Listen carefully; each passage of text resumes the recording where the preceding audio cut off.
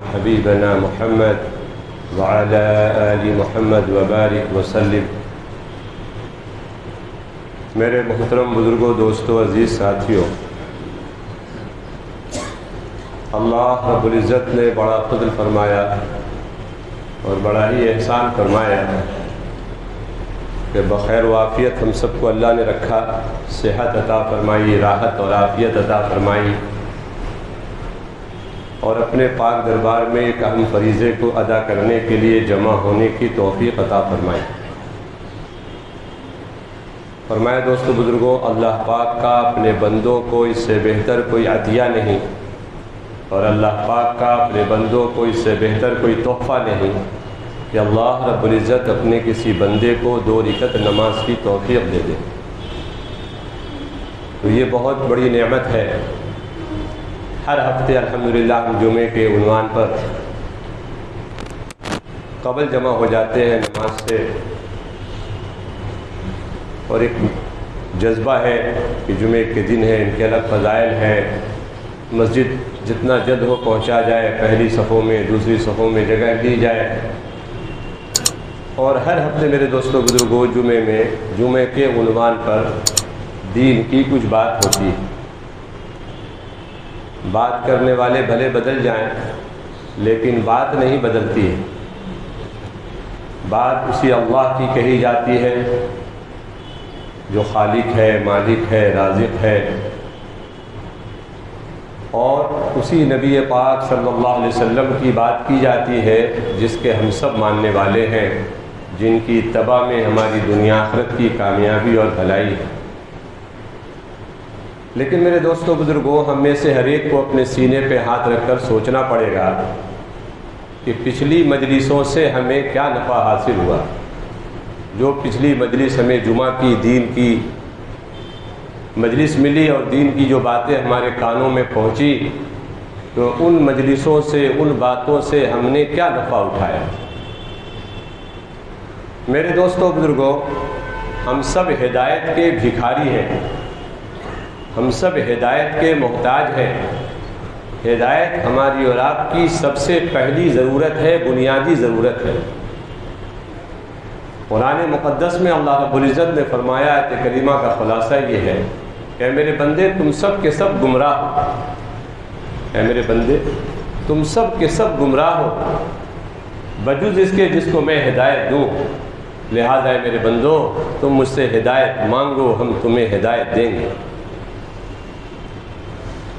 اللہ رب العزت نے پوری امت مسلمہ پر 5 وقت کی نمازیں فرض فرمائی ہیں کہ فرمایا اس شخص کا اسلام میں کوئی حصہ ہی نہیں جو جان بوجھ کر نماز چھوڑ دے۔ صحابہ کے ہاں نماز کے پڑھنے کا نہیں، جماعت کا اتنا اہتمام تھا کہ صحابہ فرماتے ہیں کہ اگر ہماری مسجدوں میں کوئی حاضر نہیں ہوتے تو 2 بات میں ایک بات پکی ہوتی کہ یا تو وہ منافق ہو گیا یا وہ شدید بیمار ہو گیا، کہ اگر 2 آدمی کو کے سہارے کے ساتھ بھی مسجد میں آنے کی گنجائش ہوتی تو وہ ضرور آتے۔ اتنا زیادہ بیماری شدت کی ہے کہ وہ 2 آدمیوں کے سہارے سے بھی مسجد نہیں آ سکے، اس لیے نہیں آئے، یا تو منافق ہو، پکا سچا مومن ہو اور صحت مند ہو اور آذان ہو اور جماعت ہو جائے، وہ مسجد میں حاضر نہ ہو۔ صحابہ کے زمانے میں اس کا کوئی تصور نہیں۔ تو ہدایت میرے دوستوں بزرگوں ہم سب کی سب سے بڑی حاجت ہے، سب سے بڑی ضرورت ہے۔ کتنا ضروری ہدایت ہے، اللہ نے ہم کو اور آپ کو یہ سمجھانے کے لیے نماز فرض کی، اور نماز کی ہر رکعتوں میں سورہ فاتحہ کا پڑھنا ضروری قرار دیا۔ بغیر سورہ فاتحہ کی نماز ہوگی؟ یعنی بغیر سورہ فاتحہ کی نماز نہیں ہوگی۔ اور اس سورہ فاتحہ کے اندر اس آیت کا ہر رکعت میں تکرار کرایا گیا، اہدنا الصراط المستقیم، اہدنا الصراط المستقیم، کہ چاہے وہ کسی بھی درجے پر پہنچ گیا ہو ولایت کے، لیکن وہ موت تک ہدایت کا محتاج ہے، لہذا موت تک اس کو اللہ سے مانگتا رہا جائے کہ اہدنا الصراط المستقیم، مولا مجھے سیدھے راستے پر چلا دیجیے۔ کون سا راستہ سیدھا ہے؟ خود قرآن نے ہی بتایا، صراط الذین انعمت علیہم، کہ مولا ان راستوں پر چلا دیجئے جن پر آپ نے انعام فرمایا ہے۔ کہ کن پر انعام فرمایا ہے؟ قرآن کریم میں دوسری جگہ فرمایا کہ انعام فرمایا نبیین، نبیوں کی جماعت پر، صدیقین کی جماعت پر، اور صالحین کی جماعت پر، اور شہداء کی جماعت پر۔ تو میرے دوستو بزرگوں، ہم میں سے کوئی نبی تو ہو نہیں سکتا، کیونکہ ہم سب کا یہ عقیدہ ہے کہ ہمارے اور آپ کے نبی امام الانبیاء، محبوب کبریا جناب رسول اللہ صلی اللہ علیہ وسلم اللہ کے نبی ہیں اور آخری نبی ہیں۔ صبح قیامت تک اب اور کوئی نبی نہیں آئیں گے جو نبوت کا دعویٰ کرے گا وہ جھوٹا ہوگا، واجب القتل ہوگا۔ تو یہ بات تو ختم ہو گئی کہ اب نبی کی جماعت میں کوئی شامل ہو سکتا ہے، کہ اللہ کے محبوب نے فرمایا نا خاتم النبیین لا نبی بعد۔ دوسری جماعت بچی شہداء کی، تو یہ بھی ہر آدمی کے بس کی چیز نہیں ہے، یہ اللہ کا انتخاب ہے، جس کو اللہ شہادت کے مرتبے پر فائز کر دے، جس کو شہادت کا موقع نصیب کر دے۔ ایک جماعت صدیقین کی ہے، یہ بھی آدمی کے بس کی چیز نہیں ہے، اس کی اپنی چاہت کی چیز نہیں ہے کہ ہم صدیقین میں شامل ہو جائیں، وہ تو اللہ کے فضل کی چیز ہے۔ میرے دوست بزرگوں، چوتھی جماعت جو بچی وہ صالحین کی بچی، کہ ہم میں سے ہر ایک کی یہ محنت ہو اور ہم میں سے ہر ایک کی یہ کوشش ہو کہ ہم سب صالح بنیں۔ صلاحیت کے پیدا کرنے کا شوق تو مسلمانوں میں ہے، کہ اتنی صلاحیت ہے بعض لوگوں کے پاس کہ لوگ کہہ دیتے ہیں کہ میرے سامنے تو کوئی عالم بھی نہیں ٹک سکے گا۔ آپ حضرات نے شاید یہ جملہ نہ سنا ہو، لیکن میں نے تو بہت سنا۔ لوگ کہتے ہیں اور بہت مضبوط طریقے پہ کہتے ہیں کہ ہم سے تو کوئی عالم بھی مقابلہ نہیں کر سکتے۔ تو کیا مطلب ہے کہ علم کا تو بڑا ذخیرہ ہے، معلومات کا بڑا ذخیرہ ان کے پاس ہے، لیکن میرے دوستو بزرگوں، مسئلہ معلومات کا نہیں ہے، مسئلہ معمولات کا ہے، کہ آپ کے علم پر آپ کا عمل کتنا ہے۔ تو صلاحیتوں کے بڑھانے کی تو فکر ہے، صالحیت کے بڑھانے کی اور بنانے کی فکر نہیں ہے، کہ ہم صالح بنیں۔ اور ایک بہت بڑے بزرگ کا بڑا مبارک قول ہے، فرمایا کرتے تھے جو صالح بنے گا وہ مصلح بنے گا، جو صالح بنے گا وہ مصلح بنے گا، یعنی جو خود نیک بن جائے گا اللہ اس کو دوسروں کے نیک بنانے کا ذریعہ بنا دیں گے۔ ہر صحابی صالح تھے، جہاں جاتے تھے، جس علاقے میں جاتے تھے، علاقے کی کایا پلٹ جاتی تھی، کہ یہود و نصارہ اور کافر و مشرک اپنی کفر کے ساتھ، اپنے شرک کے ساتھ، اپنی گندگیوں کے ساتھ یہ بات کہنے پر مجبور تھے کہ یہ چہرے جھوٹوں کے نہیں ہو سکتے۔ آج میرے دوست و بزرگوں، ہم یہاں آ کر پہنچے ہیں کہ ایک مسلمان اپنے بچے سے کہتا ہے دیکھ حاجی صاحب کی دکان سے سامان مت لینا، وہ جو سامنے ہے نا فلاں مودی کی، وہاں سے لینا۔ اگر کسی نے ٹوکا کہ کیا کہہ رہے ہیں، ارے اپنا پیسہ اپنے بھائی کے پاس رہے گا، بولے بھائی حاجی صاحب کا وزن بھی کچا ہے اور دام بھی مہنگا ہے اور کوالٹی بھی اچھی نہیں، اور وہ مودی، ایمان رہے نہ رہے بھائی، سامان ایک نمبر، وزن ایک نمبر، کوالٹی ایک نمبر۔ آپ میں سے کبھی ایسی بات کسی نے سنی یا نہیں سنی؟ ہم جو یہ بات کہہ رہے ہیں، ہے اس مجمع میں کوئی آدمی جو کہے کہ نہیں یہ بات صحیح ہے؟ اور اگر کلی غلط آپ کو سمجھ میں آتا تو آپ یہ بھی کہہ سکتے نہیں آپ غلط کہہ رہے ہیں۔ کچھ کہیں گے آپ حضرات؟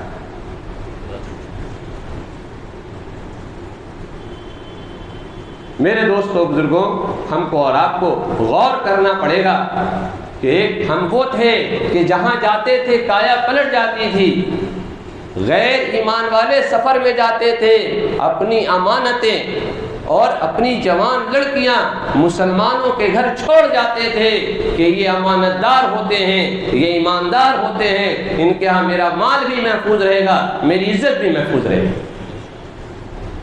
اور آج ہمارے معاشرے کا یہ حال ہے کہ ایک گلی کے پچھلی گلی میں بچی ٹیوشن پڑھنے جاتی ہے، مجال ہے بغیر ماں باپ کے چلی جائے، بغیر بھائی کے چلی جائے، کہ کوئی نہ کوئی ایک اس بچی کے ساتھ ضرور جاتا ہے، یا تو بھائی پہنچانے جائے گا یا باپ پہنچانے جائے گا، اور کوئی نہیں تو ماں پہنچانے جائے گی۔ ارے بھائی آپ کی بچی نے دیکھا نہیں اتنے دنوں سے یہ راستہ؟ کہا نہیں دیکھا ہوا ہے، بچی سمجھدار ماشاءاللہ۔ پھر کیوں؟ کہیں ماحول اچھا نہیں۔ تو کہیں سب تو اپنے لوگ ہیں، بولے ہاں اپنے لوگ ہیں، لیکن بس چوراہے سے گزرتے ہیں، لڑکیاں گزرتی ہیں، یہ جو نوجوان ہیں وہ فطرے کستے ہیں۔ میرے دوستوں بزرگوں، کہ بڑے شوق سے سن رہا تھا زمانہ، ہم ہی سو گئے داستاں کہتے کہتے۔ ایک بہت بڑی دولت ہماری اور آپ کی لٹ چکی ہے، اور افسوس اس بات کا ہے کہ ہم لٹے ہوئے مسافر ہیں، لیکن ہمیں اپنے لٹنے کا احساس نہیں۔ یہ بہت بڑی مایا ہماری ایمان کی وہ لٹ گئی، جس ایمان کی سطح پر ہم اور آپ ہیں میرے دوستوں، یہ ایمان ہمیں اعمال پر کھڑا نہیں کر پا رہا ہے، یہ ایمان ہمیں نگاہوں کی حفاظت نہیں کرا پا رہا ہے، یہ ایمان ہم سے زبان کی حفاظت نہیں کرا پا رہا ہے۔ اور فرمایا اللہ کے نبی صلی اللہ علیہ وسلم نے، وہ مسلمان نہیں جس کے ہاتھ سے اور جس کی زبان سے مسلمان کو تکلیف پہنچ جائے، وہ مسلمان نہیں جس کے ہاتھ سے اور جس کی زبان سے کسی کو تکلیف پہنچ جائے۔ اور ایک بہت بڑی آبادی ہمارے بیچ کی ہے کہ اس کو صبح سے شام تک جب تک دو چار کو تکلیف نہ پہنچا دے اس کے پیٹ کا پانی نہیں پچتا، اور اس کو تکبر اس بات کا ہے کہ ہم تو حق بولتے ہیں، لیکن کسی کو برا لگے چاہے بھلا لگے ہم تو حق بات کہتے ہیں۔ نہیں، شریعت نے ایسی حق بات کہنے کو منع فرمایا ہے جس سے امت میں تفرقہ پیدا ہو جائے، بلکہ قربان جائے ایسی شریعت پر۔ فرمایا وہ جھوٹ جن جھوٹ سے دو بھائیوں میں نا اتفاقی تھی، آپ نے کچھ جھوٹ کا استعمال کر کے دو نا اتفاقیوں میں اتفاق پیدا کرا دیا، دو لڑے ہوئے کو ملا دیا، یہ جھوٹ کئی سچ سے بہتر ہے، کیونکہ اس امت میں جو طاقت ہے وہ اجتماعیت کی طاقت ہے۔ اس وقت باطل نے جو سب سے زیادہ ہمارا جو سرمایہ چھینا ہے وہ ہماری اجتماعیت چھینی ہے۔ ہر مسلمان کسی دوسرے مسلمان کی عزت کو گرانے میں، اس کی وقت کو کم کرنے میں، اس کی حیثیت کو نیچے کرنے میں لگا پڑا ہے۔ اس کی وجہ میرے دوستوں بزرگوں ہدایت کے نور کی کمی ہے۔ اس لیے ہماری اور آپ کی سب سے بڑی ضرورت کہ ہم سب ہدایت کو اللہ سے مانگیں اور تلاش کریں۔ اللہ نے قرآن کریم میں ایک جگہ فرمایا والذین جاہدوا فینا لنہدینہم سبلنا وان اللہ لمع المحسنین، کہ جو مجاہدہ کریں گے میرے راستے کا، جو میرے راستے میں مشقتیں اختیار کریں گے، ہم ان کے لیے ہدایت کی راہیں کھول دیں گے۔ مفسرین فرماتے ہیں کہ فرمایا کہ ہم ان کو اپنے تک پہنچنے کا، یعنی ان بندوں کو اللہ تک پہنچنے کا اللہ سیدھا راستہ سجھا دیں گے۔ ہر لائن کا سبب آج کا مسلمان سمجھتا ہے۔ کسی مسلمان سے آپ پوچھیں روزی آپ کو کون دیتا ہے تو آپ کیا کہیں گے؟ اللہ دیتا ہے۔ اب آپ سے کہا جائے کہ جب روزی اللہ دیتا ہے تو مسجد میں آدمی کی بڑی کمی ہو گئی ہے، آپ 24 گھنٹے مسجد میں رہ جائیں، روزی تو اللہ دے گا۔ اور آگے کی بات اگر کہہ دی جائے کہ دیکھیے ایک جماعت ہے اور یہ سب بیچارے ان پڑھ لوگ نکل گئے ہیں دین سیکھنے کے لیے، اور آپ ماشاءاللہ پڑھے لکھے ہیں، سمجھدار ہیں، آپ ان کو لے کر چلے جائیں 4 مہینہ، ان کو قرآن سکھائیں، نماز سکھائیں، سنت سکھائیں، شریعت سکھائیں، چونکہ پالتا تو اللہ ہے، تو آپ کیا کہیں گے؟ آپ سے مراد آپ نہیں ہیں، ہم سب ہیں۔ آدمی کیا کہے گا اس وقت؟ بولے مولوی صاحب بات سب صحیح ہے، پالتا اللہ ہے، لیکن اللہ نے کیا کہا ہے؟ گھر ہاتھ پر ہاتھ رکھنے کو تھوڑی نہ کہا ہے، محنت کرنے کو کہا ہے، کوشش کرنے کو کہا ہے، ہاتھ پیر مارنے کو کہا ہے۔ کیا مطلب؟ کہ روزی اللہ دیتا ہے، سبب ہمیں اختیار کرنی پڑے گی۔ صحیح ہے غلط ہے؟ کیا کہہ رہے ہیں آپ حضرات؟ جی صحیح ہے تو کہہ دیجیے، غلط ہے کہہ دیجیے، ڈرنے کی کوئی بات ہے نہیں۔ غلط ہے یہ بات، یہ صحیح ہے؟ آپ بھی کہیں کون پاگل آگے بیٹھ گئے۔ اولاد چاہیے، اولاد کون دیتا ہے؟ اللہ دیتا ہے۔ اب اولاد چونکہ اللہ دیتا ہے، اب نکاح کر لیا یا نکاح ہی نہیں کیا اور کسی وقت کے کتب سے ابدال سے جا کر دعا کرائے کہ حضرت دعا کرا دو، دعا کر دو اللہ مجھے اولاد دے دے۔ انہوں نے پوچھا تم نے نکاح کیا؟ کہ اللہ اللہ۔ نکاح میں پوچھو، بڑی پریشانی، بڑے مسائل، بڑا جھیل جھمیلا، دن رات کی چین سکون سب ختم، بس آپ دعا کر دو اللہ تو اولاد دیتا ہے۔ تو کیا کہیں گے وہ اللہ والے؟ کہہ رہے بے وقوف، اللہ کی قدرت اور ہے، سنت اور ہے۔ ہاں اللہ قدرت رکھتا ہے اس پر کہ بغیر ماں باپ کے ملے اللہ اولاد دے دے۔ آدم علیہ السلام کے ابا کا نام ہے کہ آدم علیہ السلام کو اللہ نے اپنی قدرت سے پیدا فرمایا، حوا علیہ السلام کو اللہ نے اپنی قدرت سے پیدا فرمایا، حضرت عیسیٰ علیہ السلام کو بغیر باپ کے حضرت مریم علیہ السلام کے ذریعے پیدا فرمایا۔ پہاڑ سے حملہ اٹھنی پیدا کر دی، قدرت اللہ کی بہت ہے، جو چاہے سو کر سکتا ہے، لیکن سنت اللہ کی یہ نہیں کہ سنت کیا ہے؟ کہ سنت یہ ہے کہ نکاح کیا جائے، ملاقات کی جائے اور پھر اللہ سے نیک صالح اولاد مانگا جائے۔ تو اولاد کے لائن کے سبب کا ہمیں یقین ہے، حالانکہ یہ بات پکی ہے، دل کی گہرائی میں یہ بات اتری ہوئی ہمارے آپ کے کہ اولاد تو اللہ ہی دیتا ہے، لیکن اس کے باوجود اس سبب کا اختیار کرنا آدمی ضروری سمجھتا ہے کہ جی پھل چاہیے تو پھل کے لیے کیا کرنا پڑے گا؟ پھل کے لیے کیا کرنا پڑے گا؟ ایک جواب تو یہ ہے کہ بازار جا کے خرید لیں گے، لیکن بازار میں پھل کہاں سے آیا؟ کہ بازار میں تو باغ سے آیا نا پھل، کسی نے باغ لگایا، کیلے کا لگایا، امرود کا لگایا، پپیتے کا لگایا، سیب کا لگایا، تو کسی نے لگایا اور وہاں سے وہ پھل مارکیٹ میں آیا۔ اللہ قادر مطلق ہے اس پر کہ بغیر باغ لگائے پھل کھلا دے، اللہ قادر ہے نہیں ہے؟ حضرت مریم علیہ السلام کو اللہ رب العزت نے حضرت زکریا علیہ السلام کے کمرے میں گئے تو دیکھا مریم علیہ السلام کے پاس ایسا پھل رکھا ہے جو اس وقت اس ملک میں کہیں وہ پھل دستیاب نہیں تھا۔ تو پوچھا حضرت زکریا علیہ السلام نے کہ یہ پھل کہاں سے آیا؟ تو آپ نے فرمایا اللہ کی طرف سے آیا۔ ایک موقع پر سردی کا زمانہ، اللہ کے محبوب نبی صلی اللہ علیہ وسلم نے حضرت علی رضی اللہ تعالیٰ عنہ سے فرمایا جاؤ کھجور کے درخت سے کہو کہ اللہ کا نبی کھجور مانگتا ہے۔ تو کھجور گرمی کا پھل ہے، سردی میں کھجور نہیں ہو۔ تو وہ صحابی تھے، حضرت علی تھے، ہم آپ ہوتے تو شاید کہہ جاتے کہ یا رسول اللہ ابھی تو کہاں فصل کا موقع ہی نہیں ہے۔ وہ صحابی رسول تھے، علم کے دروازے تھے، یوں گئے درخت کے پاس اور یوں دامن پھیلایا اور کہا اللہ کا نبی تجھ سے کھجور مانگتا ہے۔ تو کہتے ٹپ ٹپ ٹپ کھجور گرنی شروع ہو گئی۔ تو قدرت تو اللہ کی یہ ہے، لیکن سنت اللہ کی یہ نہیں ہے۔ سنت اللہ کی یہی ہے، ایک ترتیب ہے کہ کھجور کا درخت لگایا جائے گا، ایک مدت ایک زمانہ گزرے گا، اب اس میں پھل آئے گا۔ چاول روٹی چاہیے تو کیا کرنا پڑے گا؟ کہ چاول اور گیہوں چاہیے تو کھیتی کرنی پڑے گی۔ حالانکہ اللہ قادر مطلق ہے کہ آپ کھیتی نہ کریں اور اللہ آپ کو چاول پہنچائے اور آپ کو روٹی پہنچائے، یا بغیر چاول روٹی پہنچائے آپ کو پال کر دکھائے۔ حضرت اسماعیل علیہ السلام کی جو پرورش ہے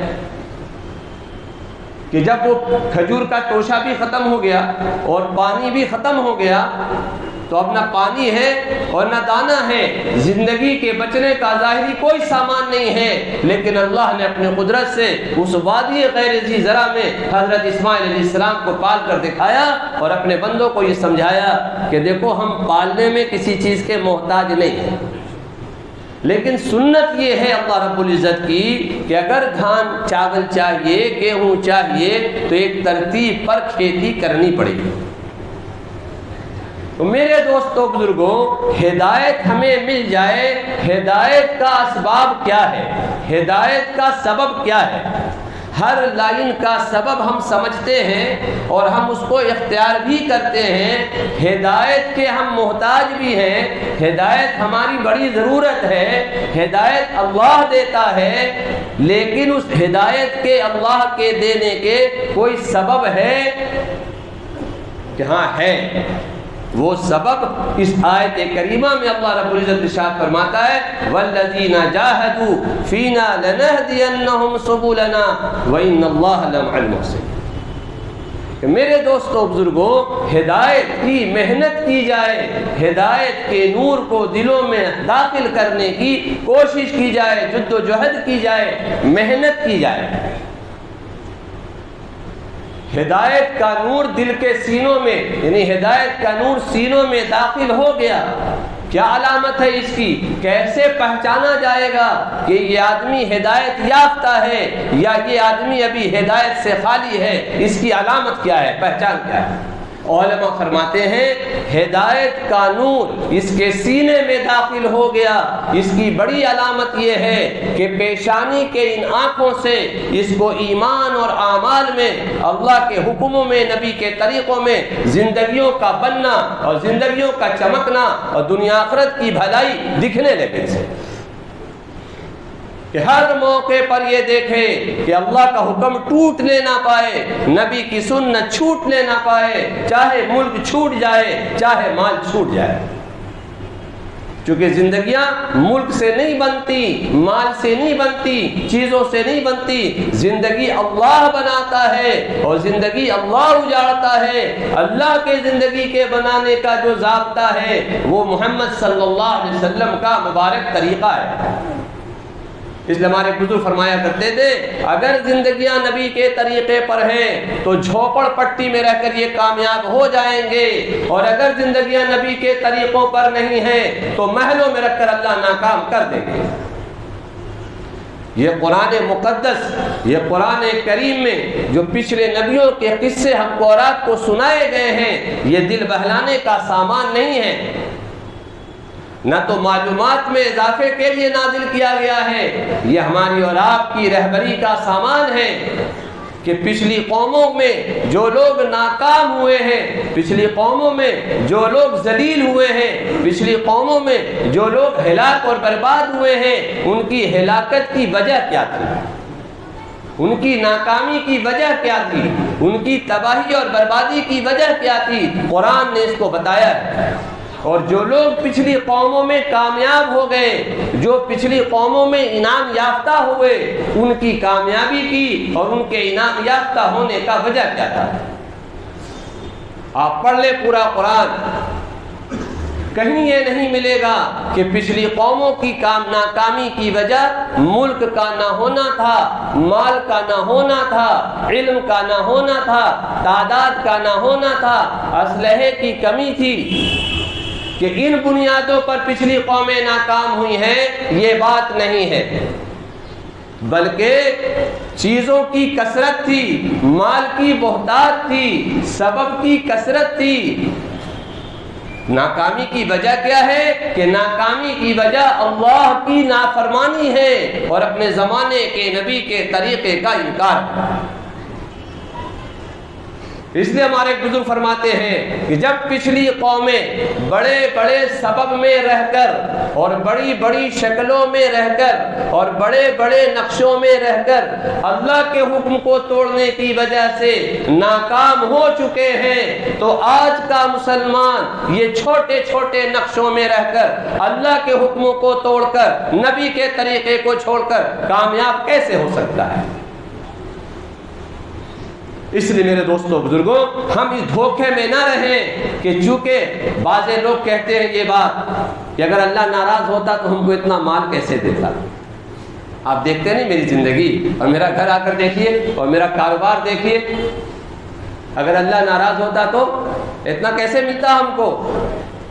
تو قارون کو آپ کیا کہیں گے؟ کہ ویسا مالدار نہ پہلے آیا نہ بعد میں آئے گا، کہ اس کے خزانے کی چابیاں کئی زور آور پہلوان اٹھا کر تھک جاتے تھے، ایسا بڑا خزانہ۔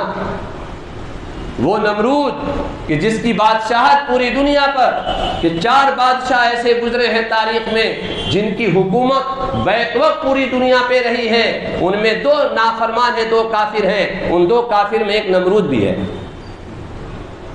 کہ پوری دنیا کا بادشاہ ہے اور اس کی تباہی کا سامان لنگڑے مچھر کو بنایا ہے۔ تو میرے دوستو بزرگوں، یہ بات دھوکہ میں ہم اور آپ نہ رہیں کہ چیزیں چونکہ ہمارے پاس ہیں یہ اللہ کی رضا کی دلیل ہے۔ تو پھر آپ کیا کہیں گے حضرت فاطمہ رضی اللہ تعالیٰ عنہ کو؟ ایک موقع پر اللہ کے محبوب نبی صلی اللہ علیہ وسلم کو اطلاع ملی کہ فاطمہ بیمار ہے رضی اللہ تعالیٰ، تو اللہ کے محبوب صلی اللہ علیہ وسلم عیادت کے لیے تشریف لے گئے۔ ساتھ میں عمران ابن حسین رضی اللہ تعالیٰ بھی تھے جو مدینہ کے سرداروں میں سے۔ دروازے پر پہنچ کر آواز دی کہ فاطمہ میرے ساتھ عمران بن حسین ہے، اندر آ جائیں۔ حضرت فاطمہ رضی اللہ تعالیٰ عنہ نے فرمایا یا رسول اللہ صلی اللہ علیہ وسلم آپ اندر تشریف لائیں، عمران کو باہر رہنے دیں چونکہ میرے پاس پردہ کرنے کے لیے کوئی کپڑا نہیں۔ کتنی تنگی رہی ہوگی کپڑے کی، اللہ معاف فرمائے۔ یہ ماشاءاللہ خوشحال لوگوں کا، تاجروں کا علاقہ ہے، گھروں میں کئی سیٹ ہیں پردے کے۔ بولے یہ اوکیشن کے لیے، اوکیشنل، اور یہ بولے یہ ڈیلی یوز کے اعتبار سے، یہ فیسٹیول کے لیے، الگ الگ موقع کے لیے الگ الگ سیٹ ہے پردے کے۔ اور وہاں خاتون جنت ہیں، جنت کی سرداری دی گئی ہے اور ان کے پاس اتنا کپڑا نہیں ہے جس سے پردہ کیا جا سکے۔ تو اللہ کے محبوب صلی اللہ علیہ وسلم نے اپنی چادر مبارک اندر بھیجوائی اور فرمایا فاطمہ اس سے پردہ کر، اور حضرت عمران بن حسین کو لے کر اندر تشریف لیتے۔ اللہ کے نبی اپنی بیٹی کے قریب پہنچے تو دیکھا بیٹی کا آنکھ اندر دھسا ہوا ہے، پیٹ کمر سے لگ رہا ہے۔ پوچھا فاطمہ کیا حال ہے؟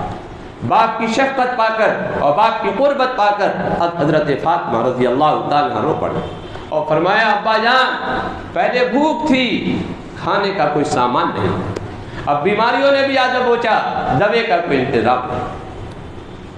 اللہ کے محبوب نبی صلی اللہ علیہ وسلم جو طائف کے پتھر کھا کر نہ روئے، اپنی بیٹی کی اس کیفیت کو دیکھ کر رو پڑے اور فرمایا میری فاطمہ تو خوش ہو جا، میرے اللہ نے یہ خوشخبری دی ہے کہ فاطمہ جنت کی عورتوں کی سردار ہے۔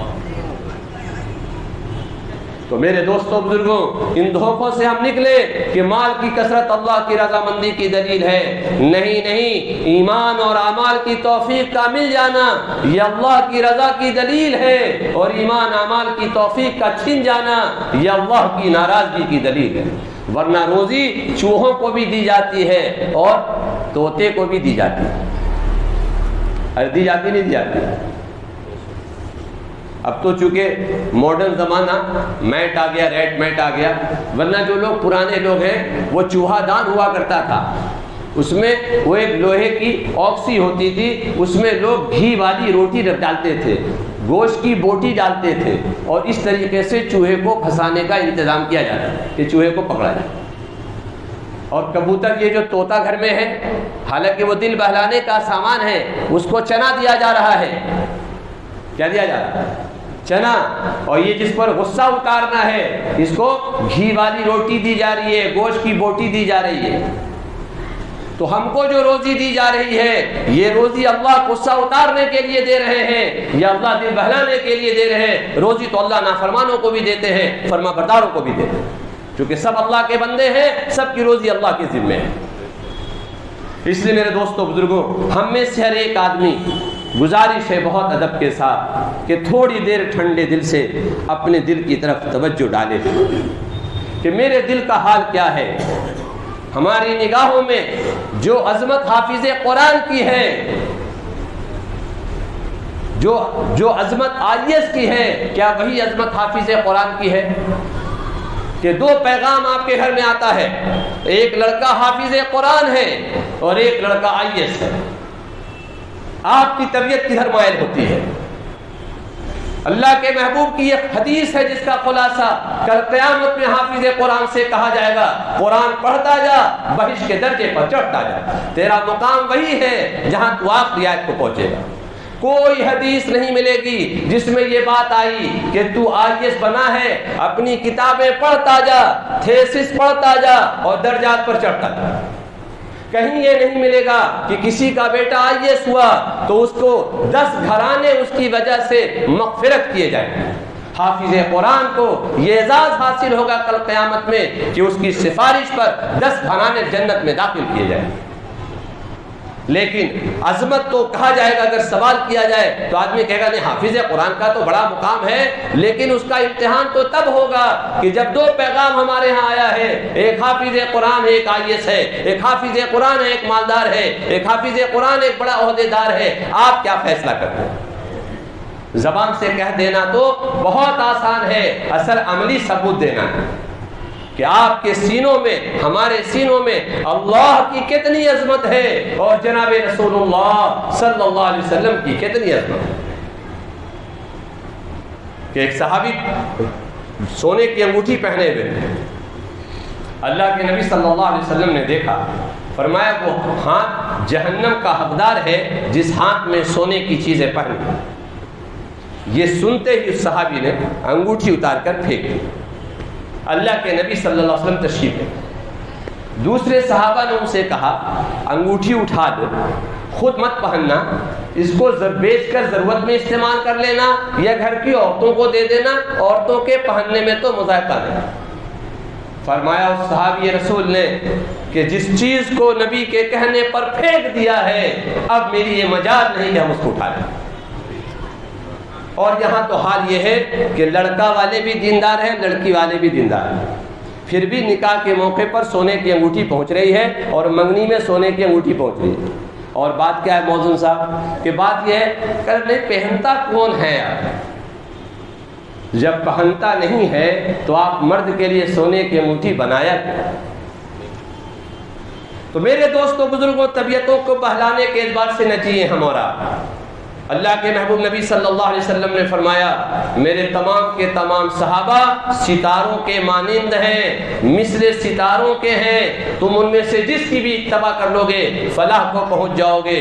اور صحابہ کی جو 1.25 لاکھ اور بعض علماء کہتے ہیں 2 لاکھ، یہ جو تعداد ہے صحابہ اکرام کی، ان میں ہر طرح کے صحابی ملیں گے آپ کو، پڑھے لکھے بھی ملیں گے، کم پڑھے بھی ملیں گے، مالدار بھی ملیں گے، غریب بھی ملیں گے، بہت صحت موٹے ملیں گے، بہت دبلے ملیں گے، بہت شارپ ذہن والے ملیں گے، کند ذہن والے ملیں گے، بہت لمبے قد کے ملیں گے، چھوٹے قد کے ملیں گے، ہر طرح کے صحابی ملیں گے۔ ہماری اور آپ کی یہ ضرورت ہے کہ ہم کو اللہ نے جس نقشے میں رکھا ہے اور جس شعبے میں رکھا ہے ہم اس شعبے کا صحابی تلاش کریں۔